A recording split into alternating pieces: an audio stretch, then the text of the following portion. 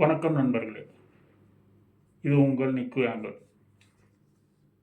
இன்றைக்கி நம்ம பார்க்க போகிறது என்னென்னா, மேகதாது அணை விஷயம். அதாவது கர்நாடகா என்ன சொல்லுதுன்னு கேட்டிங்கன்னா, மேகதாது அணை கட்டியே ஆகணும் அப்படின்னு ஒத்த காலில் நிற்கிது. அதே தமிழ்நாடு பார்த்திங்கன்னா, கட்டக்கூடாது அப்படின்னு சொல்லி மிகப்பெரிய எதிர்ப்பை தெரிவிச்சிட்ருக்கு. இந்த மேகதாது அணை கட்டுனாங்கன்னா, அந்த அணையுடைய கொள்ளளவு எவ்வளோ இருக்குன்னு கேட்டிங்கன்னா 67 டிஎம்சி இருக்கும். ஃபஸ்ட்டு நம்ம இதுக்கு முன்னாடி இந்த காவிரியுடைய முதல்ல எப்படி அந்த காவிரி நீர் பகிர்மானம் எப்படி கடந்து வந்துச்சு அப்படிங்கிறத முதல்ல பார்ப்போம். அதாவது 2007 காவிரி தீர்ப்பாயம் உருவாக்குறாங்க. அந்த காவிரி தீர்ப்பாயம் என்னங்குதுன்னா, 2007 419 டிஎம்சி தண்ணீர் தமிழ்நாட்டுக்கு தரணும் அப்படிங்குது. அதில் கர்நாடகா ஆண்டுக்கு 192 டிஎம்சி கொடுக்கணும். அப்போ அவங்க அந்த தண்ணி கொடுக்கறத மீண்டும் பிரச்சனை பண்ணுறாங்க. என்னன்னு கேட்டால், அவங்களுக்கு குடிநீர் பற்றாக்குறை ஏற்படுது. பெங்களூர் அது சுற்றுவட்டார பகுதியில் குடிநீர் பற்றாக்குறை ஏற்படுதுன்னு சொல்லி மீண்டும் பிரச்சனை பண்ணுறாங்க. மீண்டும் பிரச்சனை ஆகுது. இதுக்கப்புறம் 2018 உச்சநீதிமன்றம் இதில் ஒரு தீர்ப்பு கொடுக்குது. அதாவது என்னென்னா, ஃபஸ்ட்டு கொடுத்த 192 டிஎம்சி கொடுக்க வேண்டாம், அதில் 15 டிஎம்சி கம்மி பண்ணிவிட்டு 177.25 டிஎம்சி கொடுக்கணும் அப்படின்னு சொல்லி காவிரி தீர்ப்பு, அதாவது உச்சநீதிமன்றம் தீர்ப்பு தருது. அதுக்கப்புறம் கர்நாடகா என்ன சொல்லுதுன்னு கேட்டிங்கன்னா, பெங்களூரு மற்றும் அது சுற்று வட்டார பகுதிகளுக்கு குடிநீர் தேவைக்காக தான் நாங்கள் மேகதாது கட்டுறோம் அப்படிங்கிறாங்க. பெங்களூர் அது சுற்று வட்டார பகுதி குடிநீர் தேவைக்காக கட்டக்கூடிய அணைங்கிறது 67 டிஎம்சி தண்ணீரை சேமிக்கக்கூடிய நிலைமையில் இருக்குது. அவங்க இன்னொரு வாதம் என்ன சொல்கிறாங்கன்னா, நாங்கள் இந்த அணை கட்டினாலும் தமிழ்நாட்டுக்கு கொடுக்க வேண்டிய 177.25 டிஎம்சியை நாங்கள் நிறுத்த மாட்டோம், கண்டினியூஸாக கொடுத்துட்டே தான் இருப்போம் அப்படிங்கிறது அவங்களுடைய வாதம். அதுவே தமிழ்நாட்டு சைடு என்ன வாதம் வைக்கிறாங்கன்னா, அந்த அணை கட்டக்கூடியது எங்கேன்னு கேட்டிங்கன்னா, மேல் பகுதியில் கட்டுறாங்க. அதாவது காவிரியாருக்கு மேற்பகுதி, அதாவது காவிரியாறு தோன்றி வரக்கூடிய இடத்துல ஃபஸ்ட் என்ட்ரன்ஸ்லேயே ஒரு டேம் கட்டுறாங்க. அது 67 டிஎம்சி தான் சேர்த்துவாங்களா இல்லை அதிகமாக சேமிக்கப்படுமா அப்படிங்கிறது தெரியல அப்படிங்கிறது ஒரு வாதம். ரெண்டாவது, மேல் பகுதியில் டேம் கட்டினா அங்கேருந்து வரக்கூடிய தண்ணி, அதாவது அதுக்கு அடுத்தது ஒரு டேம் இருக்குது, அதுக்கு அடுத்தது இன்னொரு டேம் இருக்குது. மொத்தம் ஆல்ரெடி அதுக்குள்ளேயே 2 டேம் ஃபஸ்ட்டே கட்டிட்டாங்க. இப்போ கட்ட போகிறது 3ஆவது டேம்.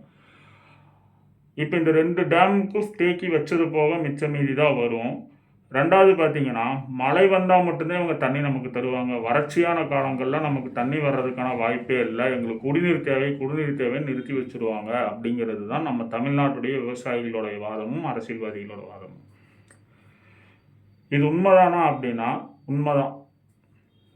அந்த இடத்துல நம்ம மாநிலமாக இருந்தாலும் அதை தான் பண்ணுவோம். நமக்கான தண்ணி தேவையை பூர்த்தி பண்ணிட்டு தான் வெளியே கொடுக்க பார்ப்போம். அதனால நம்ம மக்கள் என்ன சொல்கிறாங்கன்னா, அந்த மேகதாதுல அணையே கட்ட வேண்டாம், நீங்கள் குடிநீர் தேவைக்கு பேலன்ஸ் 2 டேம் இருக்குது, அதிலிருந்து ஏதோ ஒன்று இது பண்ணி எடுத்துக்கோங்க அப்படிங்கிறது தான் நம்மளுடைய வாதம். வேறு ஏதாவது சோர்ஸ் உருவாக்கிக்கலாம், அந்த தண்ணி வர பாதைகளில் வேறு ஏதாவது சோர்ஸ் உருவாக்கி அது மூலியமாக குடிநீர் தேவைக்கு எடுத்துக்கலாம் அப்படிங்கிறது நம்மளுடைய வாதம்.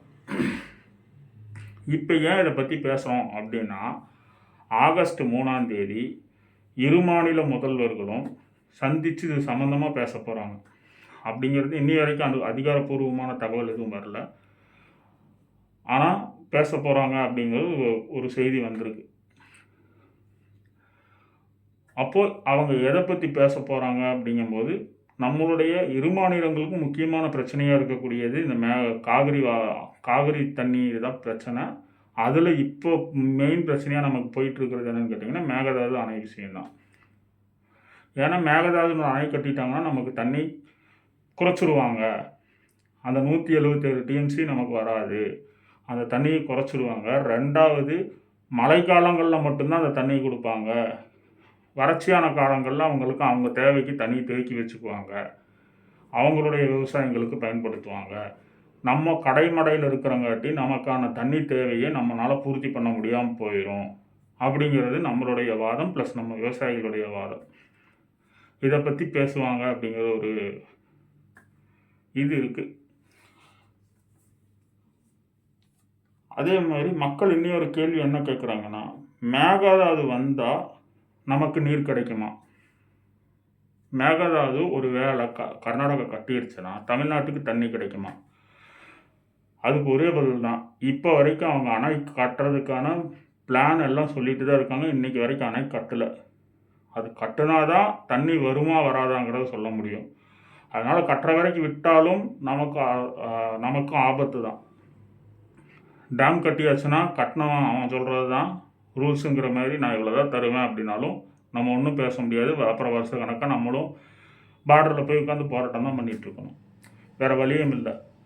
அதனால் கட்டுறதுக்கு முன்னாடியே முன்னேற்பாடாக நம்ம அதுக்கு தகுந்த முன்னேற்பாடு போராட்டங்கள் இதெல்லாம் அறிவித்து செஞ்சிட்ருக்காங்க. இனியும் செய்ய போகிறாங்க.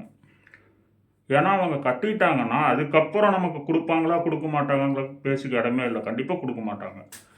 அப்படியே கொடுத்தாலும் மழைக்காலங்களில் அவங்க டேம் இப்போ கொள்ளளவு போக அதிகமாக இருக்கிற தண்ணியை திறந்து விட்ருவாங்க. அது அவங்கன்னு இல்லை, எல்லா டேம்லேயுமே பண்ணுறது தான். ஒரு கொள்ளளவு 100 டிஎம்சி தண்ணி தேக்கி வைக்க முடியும் அந்த டேம்லன்னா, ஒரு 150 டிஎம்சினா 50 டிஎம்சி திறந்து விட தான் செய்வாங்க. அப்போ நான் 50 டிஎம்சி கொடுத்துட்டேன் அப்படின்னு எழுதி வச்சா அது கணக்கு கிடையாது. அவங்க அந்த மாதிரி கணக்கு தான் இப்போ கணக்கு போட்டுட்ருக்காங்க. இப்போ ஆகஸ்ட் மாதம் 3ஆம் தேதி சந்திக்கிறதுல என்னென்ன முக்கியமான விஷயங்கள் முதல்வர்கள் பேசுவாங்க அப்படின்னு பார்த்தோம்னா, காவிரி நீர் பகிர்வு சம்மந்தமாக கண்டிப்பாக பேசணும். அதே மாதிரி மேகதாது திட்டம், அதே மாதிரி விவசாயிகளின் நலன். விவசாயிகளின் நலன்னா நம்மளுடைய விவசாயிகளின் நலன். ஏன்னா நம்ம தான் கடைமடையில் இருக்கோம். நமக்கு தான் தண்ணி தேவை, விவசாயத்துக்கு தண்ணி தேவைப்படுது. அப்போ நம்ம விவசாயிகளின் நலன் என்னமோ அதை சார்ந்து தான் நம்ம முதல்வர் பேசணும். அதே மாதிரி அவங்க மக்களும் அவங்களுடைய குடிநீர் தேவைக்கும் அந்த தண்ணீர் பயன்படணும். ஏன்னா நமக்கு மட்டுமே அந்த தண்ணி சொந்தம் கிடையாது. அப்படிங்கும்போது அவங்க குடிநீர் தேவைக்கும் என்ன மாதிரியான தண்ணிகள் கொடுக்கலாம், எப்படி எடுக்கலாம், எந்த விதத்தில் அவங்களுக்கு சோர்ஸ் பண்ணி கொடுக்கலாம் அப்படிங்கிறத பற்றியும் பேசணும். அதாவது இது யாரை வச்சு பேசணும்னு 2 மாநில விவசாய சங்கங்களையும் வச்சு பேசணும், முதல்வர்களும் பேசணும். பேசினா மட்டும்தான் இதுக்கான தீர்வு கிடைக்கும். அப்படி தீர்வு கிடைச்சாதான் இந்த காவிரி பிரச்சனை தொடராமல் இருக்கும். நம்ம மாநிலம் விவசாயிகளுடைய அச்சம் என்னன்னா, நம்ம கடைமடையில் இருக்கோம், அவங்க டேம் கட்டிகிட்டே போனாங்கன்னா அவங்க நமக்கு வரக்கூடிய தண்ணீர் குறைஞ்சிரும், நம்ம டெல்டா மாவட்டங்கள் பகுதி ஃபுல்லாமே விவசாயம் முழுக்க காணாமல் போயிடுங்கிறது நம்ம விவசாயிகளுடைய பயம். அந்த பயத்தையும் போக்கணும். ப்ளஸ் அங்கே அந்த குடிநீருக்காக மக்கள் ஏங்கிட்டு இருக்காங்க. அந்த குடிநீர் பஞ்சம் என்னங்கிறது நம்மளும் பார்த்துருக்கோம். அதே மாதிரி அங்கேயும் அதே மக்கள் ஏங்கிட்டு இருக்காங்க, அவங்களுக்கு தண்ணி கிடைக்கணும். அதுக்கான சோர்ஸும் இப்போ நம்ம அதை ஒரு பேச்சுவார்த்தை நடத்தி அதுக்கான சோர்ஸும் நீங்கள் இப்படி பண்ணுங்கள், இப்படி பண்ணால் உங்களுக்கு குடிநீரும் ஆச்சு, எங்கள் விவசாயத்துக்கு நீரும் ஆச்சு அப்படிங்கிற ஒரு காமனான 2 பேர்த்துக்கும் பொதுவான ஒரு திட்டத்தை போட்டு நடைமுறைக்கு கொண்டு வர்றதுக்கான முயற்சியை எடுக்கணும். ஆனால் இதெல்லாம் சாத்தியமா அப்படின்னா, இப்போ தான் முதல் முறை கண்டமேனிக்கு பேசாமல் ஒரு முதல்வர் அவங்ககிட்டயே டைரெக்டாக போய் பேசுறதுக்கு தயாராக இருக்கார். விஜய் அதுக்கு தயாராக போகிறார். இது ஒரு நல்ல முடிவு. இது உடனே தீர்வு கிடைக்குமா அப்படின்னா கிடைக்கிறதுக்கான வாய்ப்புகள் 100% இல்லை. பேச தான் தீர்ப்பு கிடைக்கும். இப்போ முதல் டைம் போய் நம்ம பேச போகிறோம். பேசிட்டு அவங்களுடைய வாதங்கள் அவங்க சொல்லுவாங்க, நம்மளுடைய வாதங்கள் சொல்லுவோம், நம்ம திரும்பி வந்துடுவோம். அடுத்தது மீண்டும் இனி ஒரு வாய்ப்பு கிடைக்கும்போது மீண்டும் அவங்க ஏதாவது ஒரு விஷயத்தில் காம்ப்ரமைஸ் பண்ணுவாங்க, நம்ம ஒரு விஷயத்தில் காம்ப்ரமைஸ் பண்ணுவோம், மீண்டும் போய் பேசுவோம். 2 பேர்த்துக்கு 2 விஷயத்தில் காம்ப்ரமைஸ் ஆகிடுச்சு, ஓகே. பேலன்ஸ் இனி ஒரு 2 விஷயம் காம்ப்ரமைஸ் ஆகாமல் இருக்கும். அதை பற்றி மீண்டும் விவாதிப்போம். இப்படி விவாதங்கள் நடந்தால் மட்டும்தான் கூடிய சீக்கிரம் அதற்கான தீர்வு கிடைக்கும். விவாதமே பண்ணாமல் சும்மா அறிக்கையும் தீர்மானம் மட்டும் நிறைவேற்றிட்டு இருந்தோம்னா அதற்கான தீர்வே கிடைக்காது. இதுக்கு முந்தைய ஆட்சி என்ன பண்ணாங்கன்னா வெறும் தீர்மானம் மட்டும்தான் நிறைவேற்றினாங்க. அவங்கக்கிட்ட பேசுகிறதுக்கான எந்த முயற்சியும் எடுக்கலை. இன்றைக்கி ஒருத்தர் அதை முயற்சி எடுக்கிறார். அந்த முயற்சியை கண்டிப்பாக பாராட்டியாகணும். அவர் செய்யக்கூடிய வெற்றி பெறணும் அப்படிங்கிறது நம்மளுடைய எண்ணம். நம்ம மக்களும் நல்லா இருக்கணும், அந்த மக்களும் நல்லா இருக்கணும். அவர்களுக்கு குடிநீர் தேவை, நமக்கு விவசாய தேவை. நமக்கும் குடிநீர் தேவை இருக்குது. ஏன்னா அதை நம்பி தான் டெல்டா மாவட்டங்கள் ஃபுல்லாமே இருக்குது.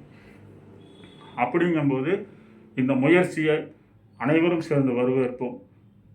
மேகதாது கட்டுவாங்களா கட்ட மாட்டாங்களா அதை விட்டுட்டு அதற்கான தீர்வை நோக்கி நம்ம போகிறதுங்கிறது மிகப்பெரிய நம்மளுடைய வெற்றியாக பார்க்கணும். அதே மாதிரி அவங்களும் இறங்கி வந்தாங்க அப்படின்னா இது இரு மாநில மக்களுக்குமான ஒரு நன்மையாக அமையும். இது ஒரு அரசியல் உணர்ச்சி பூர்வமான அரசியலாக மட்டும் நம்ம பார்க்காம இரு மாநில மக்களுடைய நலனையும் கருத்தில் கொண்டு 2 மாநிலங்களும் சேர்ந்து முடிவெடுக்கக்கூடிய இடத்துல இருக்காங்க. எல்லா இடத்துலையும் உணர்ச்சி வசத்தில் நம்ம ஒரு முடிவு எடுத்தோம்னா அந்த முடிவு தப்பாக தான் போகும். இப்போது ஒரு முதல்வர் கரெக்டான முடிவு எடுத்து அதை பற்றி பேச போகிறார். அவருக்கு நம்மளுடைய வாழ்த்துக்கள் சொல்லிடலாம். அவருடைய பேச்சுவார்த்தை வெற்றி அடையணும். அதே மாதிரி இவர் காலத்திலேயே அதுக்கான தீர்வும் கிடைக்கணும். அதுதான் எங்களுடைய எண்ணம். நன்றி, வணக்கம். மீண்டும் ஒரு வீடியோவில் சந்திப்போம். உங்களுக்கு என் வீடியோ பிடிச்சிருந்தா லைக் பண்ணுங்கள், சப்ஸ்கிரைப் பண்ணுங்கள். ஏதாவது நான் தவறாக பேசியிருந்தால் அதை கமெண்டில் மென்ஷன் பண்ணுங்கள். நன்றி, வணக்கம்.